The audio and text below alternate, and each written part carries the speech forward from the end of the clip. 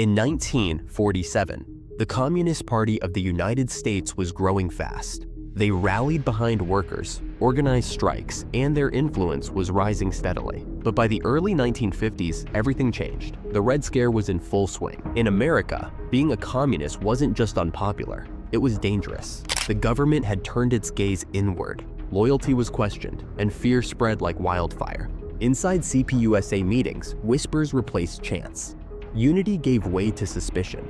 Something didn't feel right. By August 19th, 1956, that unease turned into something more real. Anonymous letters began arriving. They contained personal secrets, private affairs, each message a threat of exposure. Someone was watching. Someone was listening. The walls had ears. There were spies among them. And this was just the beginning.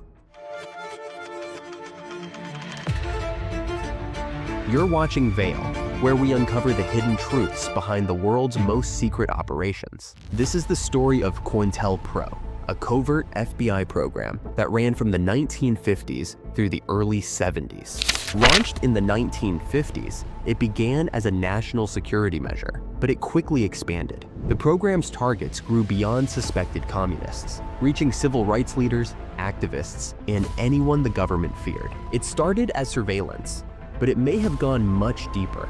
Did the Bureau sabotage civil rights movements from within? Did they help bring down Martin Luther King Jr.? The truth is murky, but the story of how the FBI got there starts long before King's rise, with a quiet obsession that shaped US policy from the shadows. Wiretapping wasn't new. During the Civil War, both sides intercepted messages. In Prohibition, agents tapped the phones of bootleggers. By the 1930s, President Roosevelt feared fascism might cross the Atlantic. But for FBI Director J. Edgar Hoover, the real threat wasn't fascism, it was communism. To Hoover, communists were everywhere, in universities, the press, even inside the government.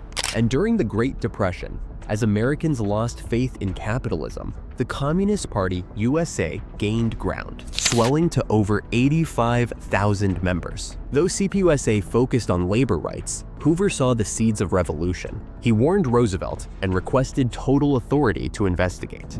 Roosevelt, without the legal power to grant it, gave a quiet nod anyway. And that's all Hoover needed. He wiretapped phones, broke into offices, stole documents. Despite court rulings against warrantless surveillance, Hoover pushed forward. In 1940, he returned to Roosevelt for formal backing to spy on Americans. FDR hesitated, but approved again, and the operations escalated. Agents burglarized offices of leftist organizations.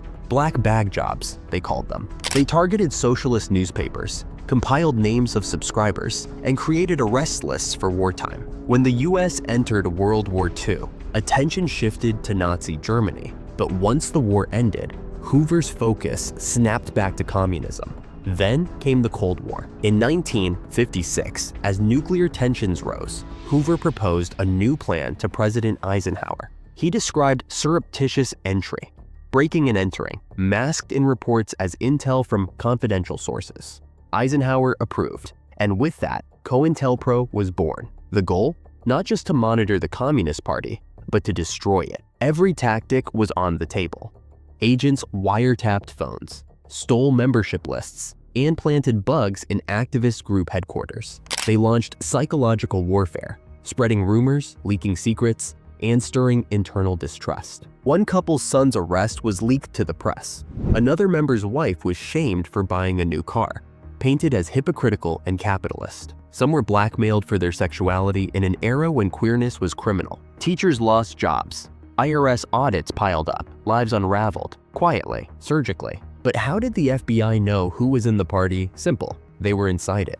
Documents revealed that some CPUSA members were FBI informants. Others were falsely accused, based on fake papers the Bureau itself had planted. The goal? Soparanoia, distract from real spies, destroy trust. They even created fake leftist groups to splinter the movement and lure people away. The results were devastating. CPUSA lost nearly 75% of its members. The movement collapsed under the weight of sabotage, betrayal, and fear. But COINTELPRO didn't stop there. Once the Communist Party was bleeding out, Hoover widened the target. Anyone who shared values with the left, especially civil rights leaders. was next. The FBI had already investigated the NAACP, suspecting it was a Soviet front. Hoover believed Moscow was using racial tensions to destabilize America. And now, with COINTELPRO in place, he had the tools to go further. By 1957, he turned his gaze to Atlanta, and to Martin Luther King Jr. King's Southern Christian Leadership Conference was gaining momentum. His speeches, his charisma, his power to unite, Hoover saw it all as dangerous. He wanted dirt, preferably a communist connection. That connection was Stanley Levison. Levison, once tied to the Communist Party, worked closely with King, editing speeches, advising strategy. Hoover claimed he was funneling communist ideology straight into the civil rights movement. He brought this suspicion to Attorney General Robert Kennedy, hoping to justify surveillance. Despite his pro-civil rights stance, Kennedy caved. The wiretaps began. Levison's phones were bugged. His office, too. Every call with King was recorded, hunting for proof that never came. By 1962, the FBI widened surveillance to the SCLC's headquarters, bugging phones, monitoring movement. Then came the March on Washington. King's "I Have a Dream" speech stirred a nation, but at the FBI, it sent alarms blaring. Within a day, COINTELPRO architect William Sullivan called the speech demagogic. Hoover agreed and circulated a secret memo accusing King of being a national security threat. He pushed for expanded surveillance. Robert Kennedy, foreseeing Hoover's political grip and his knowledge of personal Kennedy scandals, gave in again. Now, the FBI could track King nationwide. They followed him from hotel rooms to private meetings, waiting to catch something incriminating. But before they could, the country changed. JFK was assassinated. Lyndon B. Johnson became president. Hoover found a new ally. LBJ liked espionage. He encouraged COINTELPRO. But he also saw civil rights as central to his legacy and saw a growing threat that Hoover had long ignored: the Ku Klux Klan. For years, Hoover refused to investigate the Klan. He insisted it wasn't the FBI's job. But when 3 civil rights workers vanished in Mississippi in 1964, that changed. LBJ was furious. He ordered Hoover to do to the Klan what he did to communists. COINTELPRO. White hate was born. Instead of bugs, the FBI used bribes. Cash bought loyalty. One Klan informant was paid what would be nearly $2 million today. Others lined up. So many Klansmen flipped that FBI agents joked most meetings were reported the next day. Then came the mind games. The FBI sent postcards of figures peeking under Klan hoods, feeding paranoia. Meanwhile, they zeroed in on the disappearance of the 3 activists. Their car was found burned, no bodies. The FBI dug deeper. They discovered the Klan had infiltrated Southern police forces, the sheriff, highway patrol, even justices of the peace. Many had known what happened. In August 19, 1964, an informant led them to the bodies. The activists had been jailed, chased, and executed. Hoover's own report confirmed it. The police were in on it. And with that revelation, COINTELPRO's efforts finally began to fracture the Klan's grip on the South. But the surveillance on civil rights leaders, that wasn't over yet.